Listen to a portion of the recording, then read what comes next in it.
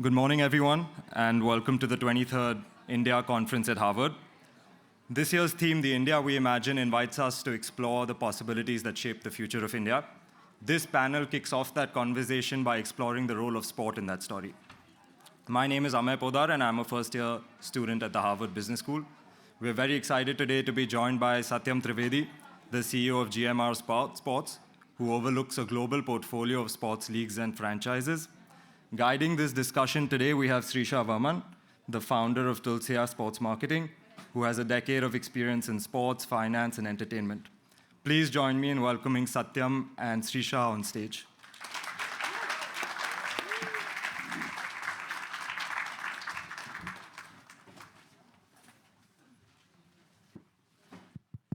Hi, good morning, everyone. I woke up with my voice sounding like this. I just got told this is called a Boston winter, so. My name is Sreesha Vaman. I'm the co-founder of Tulsiya Sports Marketing, where we work at the intersection of global sports, culture, and diaspora audiences. And our focus really is on bringing sports rights holders and brands into diaspora audiences, especially the Indian diaspora, which continues to be a major player on the world stage. That idea fits really well with the theme of this year's conference, The India We Imagine, because sport is not just about competition or entertainment. It's really the closest mirror that we have to how a country imagines itself and how a country wishes to be perceived around the world. And so today's session will focus on India's worldwide sports presence, in influence, in aspiration, and in global presence. And what makes this really exciting is that there are really two truths here. There is the vision for where Indian sports can become on a global stage, and the lived reality of what it takes to get there and to ultimately be there. So during this session, we'll talk about ambition, trade-offs, about global perception, and the systems that India must build for its sports ecosystem. And to explore that, we're incredibly fortunate to have someone who is fueling the growth of Indian sports today. I'm pleased to welcome Satyam Trivedi here to the stage, the CEO of GMR Sports. GMR is one of the most influential companies in the Indian sports, most influential sports groups connected to India. They have operations and ownership in a number of sports, including cricket, kabaddi, rugby, and international sports properties.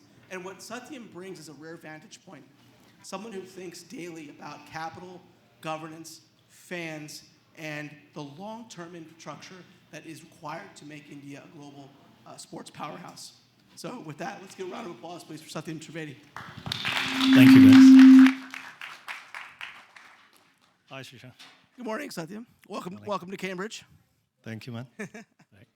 So let's start with the conference here, right?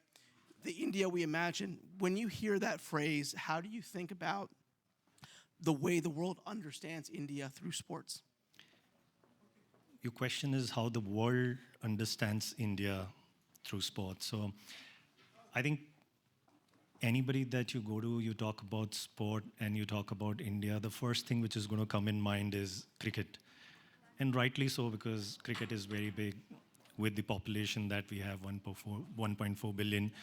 66 to 70% people watch cricket. So cricket is very big. But if I have to phrase this or to answer your question, India is a cricket watching, cricket playing nation, but it is truly becoming a multi-sports destination. And I truly believe in, I think that coming 30 years is India's story in sport. If anybody is looking at opportunity in sport, India is the market. And I have certain data points to prove that. So as I said, that cricket is big, cricket will continue to be, cricket will continue to give us inspiration. Cricket is, now for India, cricket is not just about India. India is helping cricket to grow beyond boundaries. You see Namibia team in the World Cup is sponsored by Indian company. Earlier you've seen South Africa team, you've seen New Zealand team. Outside of India, cricket is growing. And the contribution of this growth is franchise cricket. So you have franchise cricket like IPL format in South Africa, you have in UAE, USA, UK, Australia, West Indies, and all these places you go is generally owned by either Indian company or some Indian origin. And this investment from Indians is really fueling the growth of cricket across the world. But it's not just cricket. Today, about 350 million people in India play one outdoor sport, which is huge, right? Outside of cricket, which are the other sport which are really big? And I always say this, especially in a bigger city, that's Mumbai, Bangalore, Delhi, or any tier one city. Forget about metro. Any tier one city, we are a cricket watching nation and a football playing nation. Amount of football which is played, especially in an age group of 7 to 13, is outstanding. You go to any school, out of 100 kids, you ask what sport you play or who's your favorite sportsman. Out of 180 kids are going to say soccer, and their favorite player is going to be some English Premier League player. So 140 million fans of football in India. Outside of football, it's badminton. 19 million active players who play badminton every week. 520 official events and close to 6,000 academies, official academies across the world. And not just badminton, I'm talking about racket sport. This is about badminton. Tennis is big, 85,000 registered professional player with Indian Tennis Association and 6,000 courts across the country. And these are official courts, which are ITA standard. Paddle and pickle is picking up big time. Today morning over a breakfast, we were talking about how paddle is today. Earlier, people used to say that you want to do a business deal, you want to meet CXOs, you want to do networking, you want to do connections, go to a golf course. Now it's not golf course, it's the paddle court. All the deals are happening over a paddle court. People don't go to a bar and restaurant in the evening on Saturday, Sunday, they go to a paddle court. So racket sport is picking up big time. One more interesting data point. Sorry, I'm sharing a lot of data points, but this is to prove a point that we are not a cricket playing nation, just cricket playing nation. Cricket is big, but we've grown beyond cricket. Every year, 1 million people subscribe to fitness, as in go to a gym. These are new guys going to a gym, 1 million every year. And 3 times the number in other sport. The culture of running that you have in the city is next level. In last 10 years, you go to Bombay, for example, and if you're in BKC on Sunday, just in BKC, you will see 5 different marathons, 5 different clubs running in the city. So running is picking up big time, cycling, CrossFit. So India, from 83, when we won a World Cup, cricket helped us to imagine that we can be a world champion. So that journey really started from cricket. But today, India is truly a multi-sports destination, and there's a lot happening. So coming back to the first point that I make, coming 30 years is India's story in sport. If you want to invest in sport, now is the time that you need to be in India. And how much of that do you think comes from that increased participation? How does that participation at the grassroots level turn into the business level at the top? I think that is a very interesting transition, and that is fueling the growth. So what is happening is looking at the success of IPL and then PKL. PKL is Pro Kabaddi League, and I don't know if you follow Kabaddi, but Kabaddi is the second largest sport for last 12 years in the country, which gets about 250 million viewership. So these 2 leagues have inspired many other sports to launch a league. And when a new league is launched, let's say table tennis league, rugby league that GMR has launched recently, hockey league, wrestling league, like that, there are 14 leagues in the country today. And all these 14 leagues are, the teams are owned by private players like GMR, corporates or individuals. What is happening is that these athletes are getting commercial opportunity. So earlier they were just playing sport, but there was no pathway. Their little earning was whatever money they are getting from the state federation or if they are national level player. But now because they are a part of commercial venture like league, there is a decent money that they are getting. And then there is a year-long commitment from these private owners to invest at a grassroots level. So government is doing a lot in last 4 years. You see amount of initiative that government has taken. Khelo India is one such very successful initiative, which is huge, massive participation. There's a company called Sports for All, Mumbai-based company started by two young guys, and they've launched this company which is only focusing at grassroots level sport and massive participation there. So there's a lot which is happening at grassroots level. I think what is interesting for India is to focus on this journey of grassroots to elite, becoming an elite player, that journey. And that is where government and private players like GMR are playing active role and will continue to play that role. So from your perspective then, sorry, from your perspective of running global sports properties in India and abroad, is India now a global sports power? Do sports partners see India as a strategic equal, or is India just seen as a large market by the global sports world? Okay, so let me divide this in two parts. You said strategic partner or the second? A large market, just a Or large market. market. So let me answer these two separately. Is India a large market? No brainer. Yes, India is a large market. Every other successful sport or a league, privately owned, commercialized league in the world is looking at India market and they want to crack in Indian market. Just recently, as recent as a couple of weeks back, AFL, the Australian Football League, they were in India and they wanted to figure out how do they penetrate in Indian market and how do they crack Indian market. UFC, which is MMA, is not even played in India, right? Not a single match in India. But they have recruited a social media agency to market MMA or UFC in India. And what I learned last from this agency, which is managing UFC, it has a following of over 50 million in the country, it is not even played, right? And the stars are known. Likewise, FIFA officials, F1, every possible, and Rugby Premier League, right? When we launched rugby last year, World Rugby was very keen and they wanted to work with us and they wanted to be a partner with us just with an idea. They thought that if Rugby 7 becomes successful in India, India is a huge market. So to answer of two questions, India is a big market. Everybody is looking at India as a market. Do they want to become a strategic partner?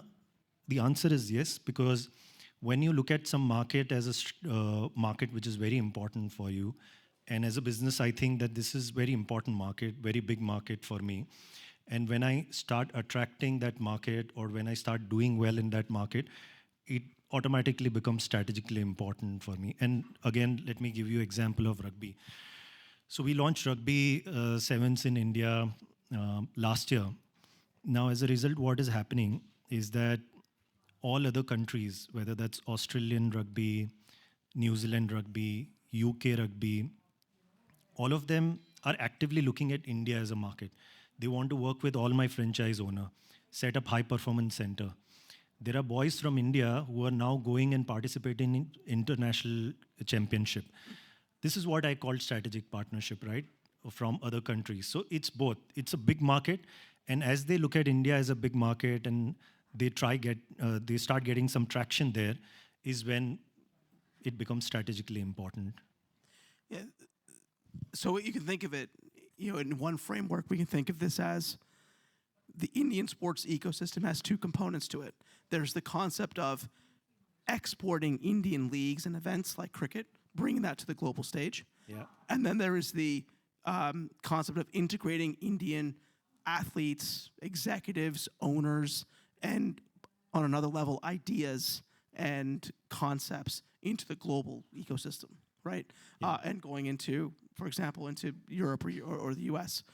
How do you think about that interplay between those two things as India grows as a sports country? I think it's not either or. Both is important, and I see a bit of traction both the sides. So I give you example of cricket, right? That how cricket is now not about India, but India is literally driving cricket journey go forward, many more nations playing and supporting global cricketing ecosystem. There's a lot of integration happening, cricket and outside cricket. I know there's a hockey league which is relaunched last year, and there is a lot of knowledge exchange happening between other hockey playing nation because hockey is an Olympic sport, right? Likewise, the rugby league that we have launched recently, wrestling league, which was launched this year. We've just finished wrestling league. So it's both Indian sport, which is doing well, whether that's cricket or outside cricket. They're trying to figure out how do we get into different market and take this journey forward and explore international market.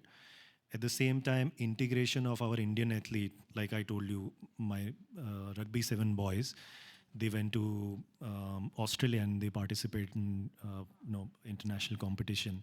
So integration of athletes, coaches, professionals like me. Today, our company has investment in US, UK. We're the first company, not just from India, but any private company to acquire a county in UK. So this is the answer to that question, that Indians are going out and acquiring counties, investing in Harsh Jain very recently acquired or invested in a football team. So a lot is happening, whether that's athlete, owners, CEO, professionals, going outside India and integrating that journey. And I can see a great momentum there. Yeah, I certainly agree with that. If you think about things like going kind of to the periphery, things like the Indian women's ice hockey team winning a medal last year at the Asia Games. India has fielded teams in basketball, a number of other sports as well. And then the question that always gets posed about those teams is on the funding side. So what can corporates do to support the growth of these different teams across these different leagues in a multi-sport universe? So this is a very interesting system, and let me put this in 3 different buckets. So when you talk about sports and support going from corporates like ours and many more, there are 3 verticals which are explored here. One is a pure vanilla sponsorships, that as a brand, I will sponsor a team, I'll get eyeballs. It's return on the investment for brand endorsement that I'm doing, either to an athlete or to a team. Second one is CSR, and this is very interesting, and I think this is a great initiative by Indian government. Certain elements of sport are under CSR fund now, and you know that CSR is a mandate. Every private company has to spend 2% of their profit in CSR. So every organization which is making profit is sitting on decent CSR budget. Now this CSR budget allows you to invest on athlete. This CSR budget allows you to invest on Olympic infrastructure and grassroots initiative. So this is second way of money coming in, flowing in into the sports ecosystem. And third one is commercial venture. And I think this is gaining popularity now, because I think India is going through that journey that people saw. IPL is a great success. PKL is really inspiring many other leagues, because when they thought that our indigenous sport like Kabaddi can do so well, and it gets about 250 million viewership, and for last 12 years consistently it's number 2 sport in the country, then many other sport drive inspiration from that. But what is important is that formula which has worked for IPL or formula which has worked for PKL may not work for all other leagues, right? So I think that's a journey that we are going through as an organization, that how do we customize our approach to each league, each sport, and that's one more way of money coming into the ecosystem from corporates. So if you can expand on that a little bit, because one of the things that we've seen from the US is the US leagues are all, I would say, India curious. They see India as a potential market to get into. They see an opportunity to grow with the Indian sports fan. They don't quite know exactly how they monetize that. So how do you think about if there's what's unique about India as you're monetizing on sports, for example, by corporates? Today, I think this market is very mature compared to India, and I think it's a journey which will take, let's say, next 7-8 years to reach where US is today. Most of the revenue or monetization that is coming today is from broadcast. Broadcast and sponsorship is driving the maximum revenue, and that's the case in cricket also. What we have not unlocked as a country is revenue from merchandise, which is huge for the local clubs here, right? The local clubs here or the football clubs across the world. So that's something that we need to unlock as a country. Second is monetization of infrastructure, and that journey has already started. Government has realized that it is the public-private partnership that they seriously need to consider to make infrastructure journey story successful in India. So every state is looking at partnership in this area. They want private player to come and invest. So infrastructure is something that the journey has already started, and we can unlock a great revenue potential from that. Monetizing content has started. I think every team is doing it, whether that's a national team or privately owned team. Content monetization is something which is doing pretty well. And one and most important thing, which is about the youth, India is a country of youth, highest population of youth, is the gamification of sport. And while that has started in bits and pieces, but the true monetization is yet to happen, which is why I'm saying that these are the opportunities which are not even unlocked. Yet India is doing so well in some of the sport. When we unlock all of this, the potential is huge. Yeah. Is that where you think the opportunity is for investors today? As they look at India and they think about what the opportunity is in India, is the non-broadcast revenue for sports the biggest opportunity in the market? I think when I said that India has to unlock certain things, and which is why I was saying that the success of IPL and PKL is something that you will not be able to replicate. And when I said that, this is what exactly I meant, that every time if you think that I want to create a product where broadcast will be my main revenue and sponsorship will be my main revenue, it may not work. I think we've realized as an ecosystem, professionals like us, that it's not always about making it a broadcast product. And for me, the biggest learning was when I attended Rugby Sevens in Dubai. So Rugby Sevens in Dubai happens over a weekend, Saturday, Sunday. It happens end of November every year. And Rugby Sevens is at the center of it. But there are 5-6 different sports happening across that, which is CrossFit, paddle, cricket, and many other concerts. So rugby stays at the center of it, and there's a lot happening around that. And it's an event. It's a calendarized event like marathons that you have, they've created. So I think India and professionals working in sport in India have realized that we need to look beyond broadcast, monetizing broadcast, and we need to create properties which will generate on-ground interest, attendance, and revenue from ticket sale and hospitality. Interesting. So I'm going to change gears just a second here. One of the things that you and I have talked about previously is women's sports. India has produced a number of very accomplished global female athletes like PV Sindhu, like Sania Mirza, Smriti Mandhana. We mentioned the women's ice hockey team last year. What is the opportunity for, not to bucket all of them into one thing, but what is the opportunity for female athletes and women's sports in India? So one is cricket, and winning Cricket World Cup was a huge success, right? Anything happens in cricket gets that much of attention because cricket is watched by so many people. I don't know about this season is just concluded of WPL, but WPL, which is Women's Premier League like IPL, got about more than 130 million viewership in last season. And because we won World Cup last year, there was great interest.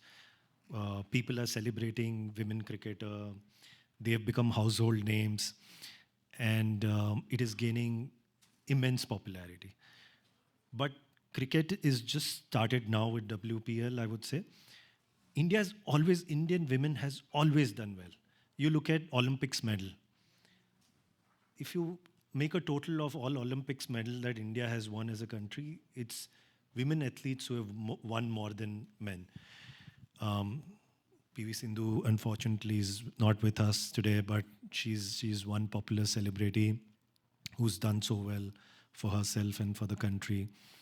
And likewise, there are so many athletes in wrestling, boxing, tennis, who have made us proud, who has done well for themselves, for the sport, and for the country. So I think women's sport has a great potential. It's not just India's story. You see the attendance of World Rugby Sevens World Cup, which happens, Women's World Cup, which happened in UK. Tickets sold out. You look at Australia football, women football, tickets, the stadiums are full. So that women's sport is not just limited to India. The next big thing in sport is women's sport.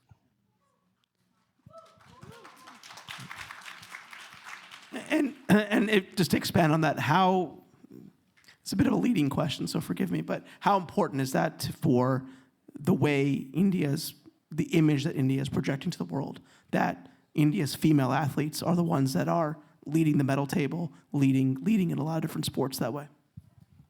Can you come again? Sorry. Yeah. How important is that for India to show that their female athletes are the ones that are leading the way in a lot of cases?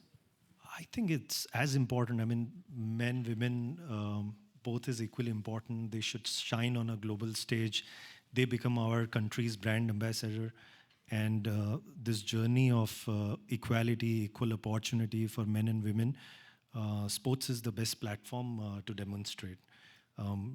Parity in pay, while men's team generates much more revenue in cricket, but it is a great initiative by BCCI a few years back to bring pay parity. These are the initiatives which will promote women's sport in the country. They'll shine at a national level, world stage, and help us integrate with our larger global ecosystem. Absolutely, absolutely. So let me change gears a little bit here. Let's go back a step in your journey. What excited you about the sports industry? What brought you to the sports industry when you started your career? And following up on that, what excites you about the sports industry today? As a not from a market perspective, but from you and your career and the way you spend your time every day. I think what excites me as a professional, and I'm sure that this is the case with any professional who's part of sport in India or outside, is obviously you want to become a part of IPL, something which is very successful, the biggest in the world. But satisfaction is about creating new properties. So one of the company that I was working with, I created a marathon property, which is amongst India's top 4 properties, Adani, Ahmedabad Marathon. The property that we've launched here, Rugby Premier League. So as a professional, I get more satisfaction in promoting new sport, creating new IPs, bringing new fans to newer games. And I think it's not just about my own satisfaction as a professional, but it's our humble contribution to Indian ecosystem. And that is more satisfying than working with something which is already very successful. So for the student audience, many of whom are, obviously here at Harvard, looking at careers from here, from as they leave Cambridge or Boston, what would you tell them about joining the sports industry today, whether it's from Kennedy or from HBS or Harvard Law? So you're referring to opportunities globally in the global market or Indian market? Correct, for the students today that are in the audience today. I think it's a very, very promising industry. There's so much happening in sports, so much innovation, technology, gamification, fan engagement. There are so many layers to a sport that you see on ground, and immense opportunity there. And the biggest opportunity that I see that a new generation can bring in sport is in the tech space, because tech is going to make a lot of difference to the way sports is seen, consumed, and it is going to transform the sport in time to come. So yeah, I think it's a very promising market, very rapidly growing. Just in India, I don't know, I don't have the numbers for global market, but Indian market alone, the KPMG latest report last year says that it's a 19 billion market, which is growing at 12 to 14 CAGR. And by 2030, it's going to be a 40 billion market and aspires to become a 100 billion market. And I'm just talking about India. So this market is just growing and growing. New formats of game are coming in. And I think sport has integrated greatly with entertainment. So it's the sports entertainment space which is growing very, very rapidly. Yeah, I've always felt that sports should be the leading industry for a lot of innovation that way, and I think it's now coming together that way. That's coming to be. Absolutely. Yeah. Absolutely. So, as we think about India, the question that's on a lot of minds about India and the next step as an evolution in being a global sports power is India ready to host the Olympics? Very interesting question. I think answer is yes. Answer is yes, because we have started very aggressively on this journey of setting up sports infrastructure across the country. Amount of investment going into sports infrastructure, not just by private player, but also by a state government. Each state government is huge. Today, you look at any new township which is coming in the city, sports infrastructure is an integral part of new townships which are coming in. So infrastructure has become a way of life, but to host large-scale event like Olympic, is it about infrastructure alone? The answer is no. It's not just about in setting up infrastructure, which I'm sure as a country we'll be able to do. It's about creating a holistic ecosystem around stadiums, which is what is more important. And as we move towards Olympics, and we're talking about 2036, 10 years from now, India has hosted Paralympics last year. India is hosting Badminton World Cup in this year, Commonwealth game in 2030. All this is going to be our learning as we go towards 2036. And I think as a nation, we are going in a right direction. We are picking up a lot of events, hosting those events in India, learning from hosting those events in India, building infrastructure, creating a culture of sport, increasing participation in community sport. All of that is happening. We're definitely ready. I'm sure we'll be ready by 2036 to put up a great show. If you think about it now, 10 years out, what's the biggest investment need for India to host the Olympics in 2036? As I said, that obviously when you talk about investment, it's the infrastructure, right? But it's an integrated infrastructure that we're talking about. It's not only about building stadium.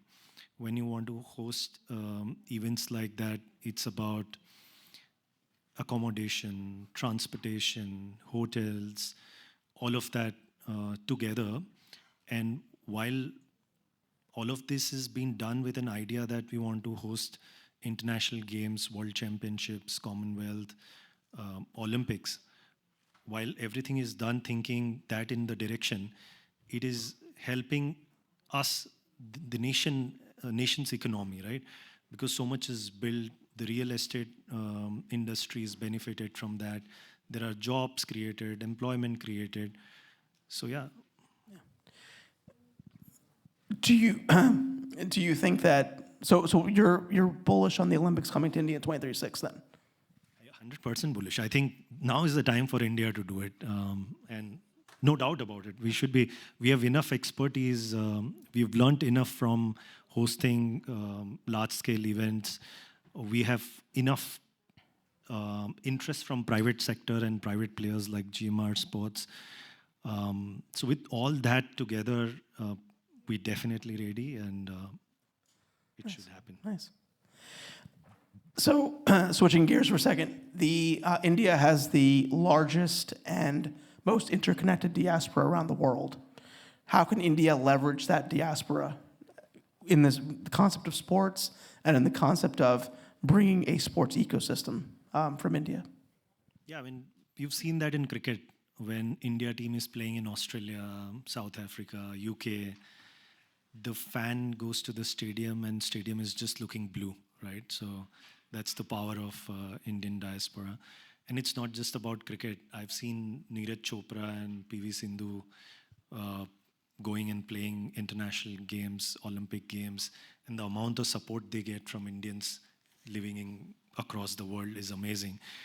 I think it's about creating these heroes from each sport, and then a lot will come in. And when I'm saying a lot will come in is that the sponsors will come out to support, and there'll be a lot of monetization in the process which will happen, which will also unlock this international diaspora, which is why India has sponsored Namibia team and New Zealand team and South Africa team because of the community outside India, not just in India. I think cricket also has for the diaspora, cricket has a connection to the homeland, right? Like it's I appreciate it came from England initially, but it's become kind of the Indian sport that we kind of hold on to and we use to bring together as a diaspora ourselves. So, totally agree. You've mentioned rugby previously in the panel here. Is that the sport that you think, so let me ask another way, what sport is the quote-unquote newer sport in India that you think is going to be on the rise? I think it's not one. There are many, right? Rugby sevens is one such sport. So when we were looking at rugby last year, somebody said that rugby is not played enough. And Amai is a rugby player here. So yeah, rugby is not played enough. Why are you looking at rugby sevens? And the answer was very clear. Rugby sevens is a shorter format. Today, attention span of youth is really going down. Like I remember we've grown up watching a test match all the time. And today my son doesn't have patience to watch T20 match completely. And he wants to see highlights of T20 match. So the attention span is really going down. Rugby sevens is a great format, gets over in 15 minutes, a lot of action while the game is being played. It's a youth sport, very aspirational sport. And we thought that if this is promoted rightly in the country, this sport will do very well. Having said that, there are other sports. I'm talking about rugby because we have invested in rugby. But hockey, I see a lot of people following hockey in the country, whether that's World Championships or Olympics or the newly launched league, which has got a decent viewership in first season. Paddle, oh my God, paddle and pickle is big. And that has become a big community sport in the country. Today, the family gatherings are not happening in a restaurant, is not happening in a cinema hall. It's happening on the paddle court and a pickle court.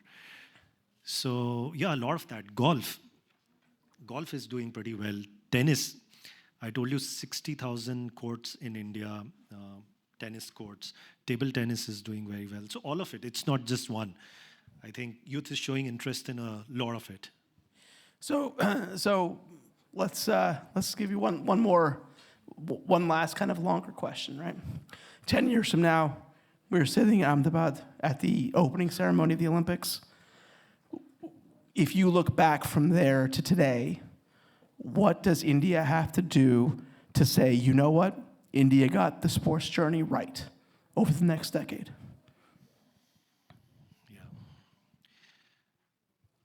Yeah, the answer is maybe in the medal tally.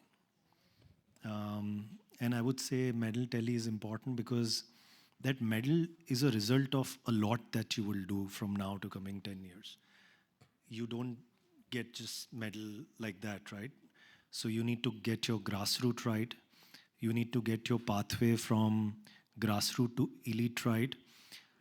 And you have to mentally prepare the youth in sport for big games. I've seen a lot of Indian athletes, whether wrestlers, boxers, they're world champions. They do so well in world championship. But when it comes to Olympics, somewhere something is missing. So it's about mental toughness and readiness. So all of it is going to, so if I have to measure success, I mean, as someone from the corporate, 3 ways of looking at it. One is number of medals India is winning in each sport. Second is community participation. At least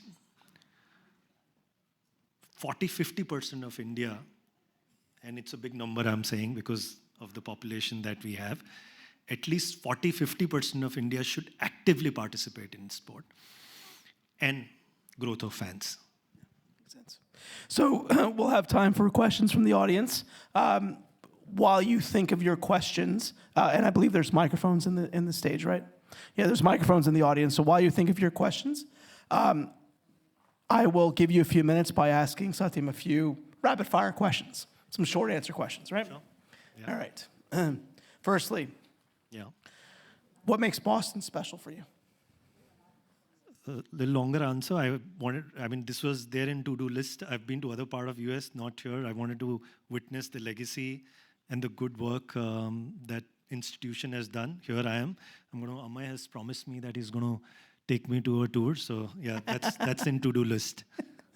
Boston is a tremendous sports city. It's hard to come here without mentioning the pro sports teams here.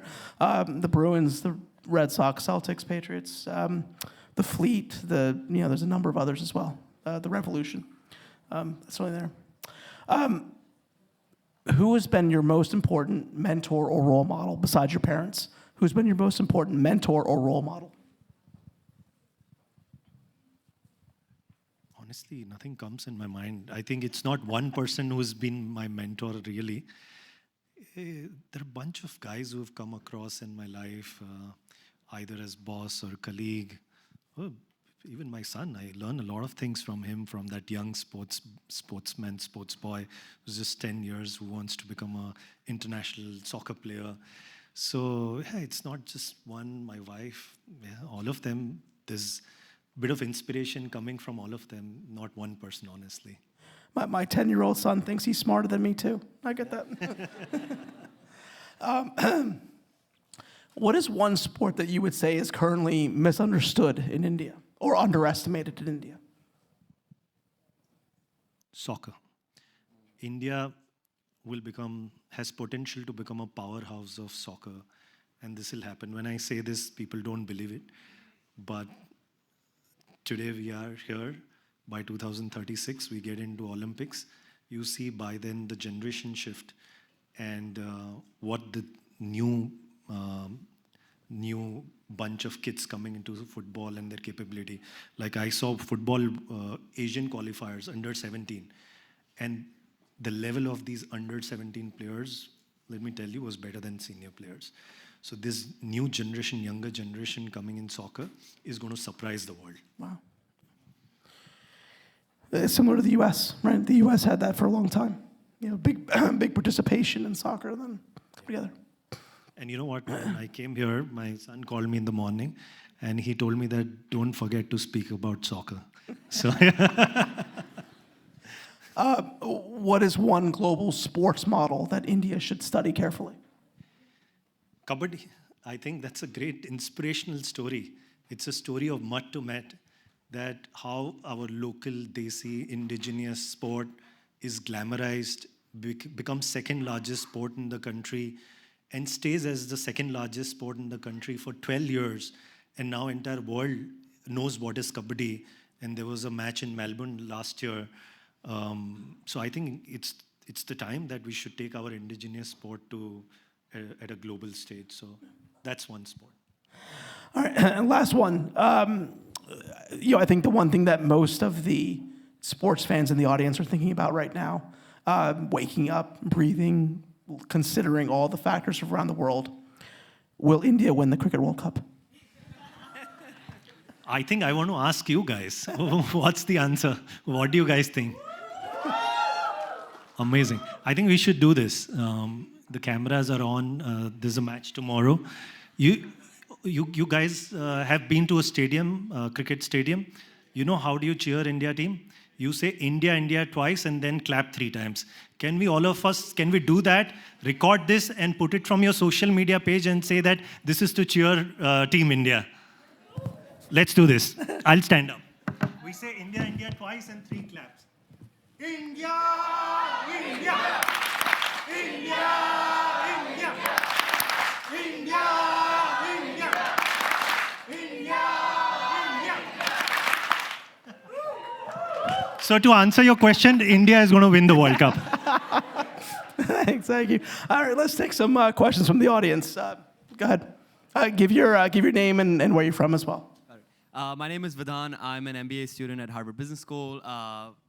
Enjoyed the conversation. And I have a question, Satyam. I know y'all are big on cricket, but my question is cricket actually the enemy of India's Olympic success in that in a country with sparse sports infrastructure, cricket takes a bulk of sponsorship money, parental ambition, perhaps some of our star athletes. So does India's Olympic success actually involve being able to compete with cricket or finding different ways around this problem?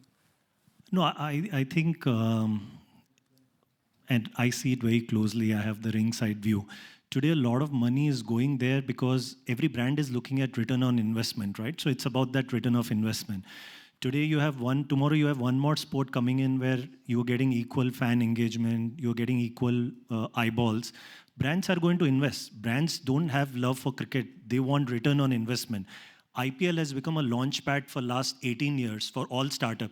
You see so many startups who have used IPL as a launch pad and they've become unicorns, right? So cricket is not an enemy. Cricket is an inspiration. Cricket has taught us how to create an inclusive growth. When IPL has grown, it's not only cricket which has grown, it's the private investors who have grown, media has grown, sponsors have grown. So cricket has taught us how to create a win-win and inclusive ecosystem. And that is what every other sport need to learn and take that as a learning. So yeah, to answer your question, it's not an enemy, it's an inspiration for us. Thank you. Next question. Hello, Satyam sir. Hello, Sreesha sir. First of all, thank you so much for the insightful conversation. It was truly amazing. My name is Akshita. I grew up playing competitive soccer and karate, so it's a deeply passionate area. My question to both of you actually is, if you were 24 today, what do you think would be the hardest part of building a truly sustainable sports company? I think this hardest part, honestly, when I look at it, it's just that you need to get a model right. So hardest part is that you need to be true to your investment. And what I said just before some time, that it's not a success of one particular sport, IPL or PKL, that you can replicate elsewhere. If it is golf, you need to be true to that sport and see that first, how do you create grassroots ecosystem and engagement on ground, because you invest at a top level, but nothing is happening at a grassroots level, that will not succeed. So it'll have to be a very tailor-made approach. First, I think there's a lot of boardroom work that you need to do. You need to get that right and then execute. But don't copy, paste. One formula is not going to work the other place. Yeah, I would agree with that, and also the change of pace in sports now, right? The availability of content and the speed at which things change. 5 years ago, TikTok didn't exist, right? So things like that. If you were starting a company and you have no networks to create a board, where would you approach these people? Thank you so much. Thank you. Next question. Hello. Hello. Oh, sorry. Yes. So my question is about. India is a civilizational nation, right? And prosperity of a civilization, sports is a foundation for that. And I wanted to understand, vis-a-vis the larger other sporting civilizations in the world, any learnings that we can pick up so that the 2036 opportunity, as well as we naturally become very good in those areas. And give your name, sir, as well. Please. Yeah, okay. So I am from the other side of Charles River. I'm from MIT, and my name is Ujjal. Yeah. Nobody booed? Oh, wow. Okay. I was saying that he's got a question for you, actually. No, I mean, there's a lot that we've been learning from global ecosystem. And I think one thing that we need to get right is sports science and scientific way of coaching. Because in India, what is happening is that we're mentally very tough. And most of the time, we are pushing ourselves without understanding that there is a body science and there is a whole lot of science which goes behind making a successful athlete. It's a great thing that mentally we are very tough, but you now imagine that we have a great grassroots ecosystem where with this mental toughness, we also have systems, processes for sports science, sports medicine, physio, recovery, all of that is when I think we'll start doing very well in all sports. So I think that's very important. That's at a very, and I'm not saying it's not happening, but it's happening in pockets right now. We need to make that as a culture at a grassroots, whether that's played at a school or it's played in a local academy. For that, you don't have to wait and wait for to reach to a level where Sports Authority of India is supporting you. It should happen at a grassroots level. Time for two last questions. We'll start there, and then we'll do one there. So, hello, my name is Pooja. I work for Abbott, and I live in Chicago. My question is regarding Formula One. Do you see, now we also have a Formula One driver on a very respectful team, and FI is also in the talks of hosting Formula One probably in the 2027 season. Do you see India as like a potential market, or how do you see foreseeable future for Formula One in India? 100%. You want to take that? Yeah, I think there's a massive opportunity there. I think there's a lot of race fans in India. The one thing people think about, we think of F1 as having a European bias, but so many of the races now are in Asia or in the US. And so I think that time zone difference has really helped the race fans in India to get behind it. So I'm personally very bullish on F1 in India. F1 is huge and huge fan following in India. It's about the time that, and a lot of these real estate developer now, as I said, that sports has become a part of their integrated approach. So in time to come, you'll see investment in that space, and hopefully we have some races coming in India. Yeah. Thank you so much. Last one. Hello. Hi, my name is Rohan. I come from northeast part of India, and I'm part of your son's team coming from the soccer fan club. My question here is, in fact, this is a not so good news and a good news. The good news is that Argentina Football Association was here last few days ago, and they were talking about India. I think they mentioned India more than 20 times. And India's football ecosystem right now is not at a great place, right? So to be in a room where they are talking about India more than 20 times in a global space was surprising for me. And my question here is, one is, how important is it for these sports to do well in their field on the ground? That's one, because I think that plays a huge role. Second is, what are these small states, tier 3, tier 4 states, maybe it's something in northeastern states, can do to kind of really, what's their role to meet private organizations like yours to kind of really work collaboratively and not in isolation? These associations that is in these different states or these small academies, people are doing their work, but somehow there's no collaboration that is kind of happening. What can they do kind of to meet halfway and do it collaboratively? Yeah. Shall I? So there is talent. You would know, you're coming from Northeast, so there's a great talent in many pockets across the country. There is interest, talent. Parents are encouraging kids to play soccer, to play any sport. I think it's just about that structured approach, that when you have talent, when you have interest, all of it is there, but why is it not converting into India doing good or qualifying at least in Asian qualifiers, right? I think it's a matter of time. I'm telling you that it is going to happen. There are so many initiatives which are being taken at a state level, at a national level, by government, by private players like ours. There's a lot happening because everybody has realized, as you said, that they mentioned India 20 times. The world is watching it, and India is a sleeping giant on soccer right now. And it's a matter of time that you will see us at a very different level. So to answer your question, a lot is happening, not just initiative from the government and federation, but private players are investing a lot.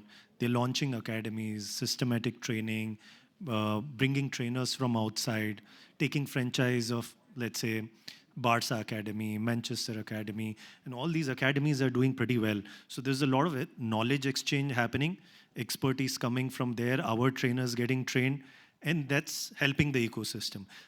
Matter of time, some something solid will happen in soccer. Thank you so much. Thank you, everybody, for this. To borrow a phrase from Tony Kornheiser, we're out of time. We'll try to do better next time. You give him a warm applause to Satyam Trivedi.